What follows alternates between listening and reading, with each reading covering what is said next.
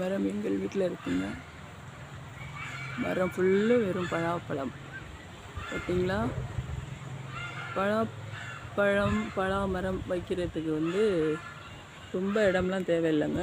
10க்கு 10 அப்படின்னு இடம் இருந்தாலே நம்ம பலாமரம் கன்று வச்சு அதில் மரம் ஃபுல்லும் பழம் பழுத்திருக்கு பாருங்கள். 3 வருஷத்துலேயே காய்ச்சிடுச்சுங்க இந்த பலாமரம். சூப்பராக இருக்கும். 10க்கு 10 அப்படிங்கிற அளவில் உங்களுக்கு இடம் இருந்தாலே ஒரு அழகான ஒரு பலாங்கன்று வாங்கி இதில்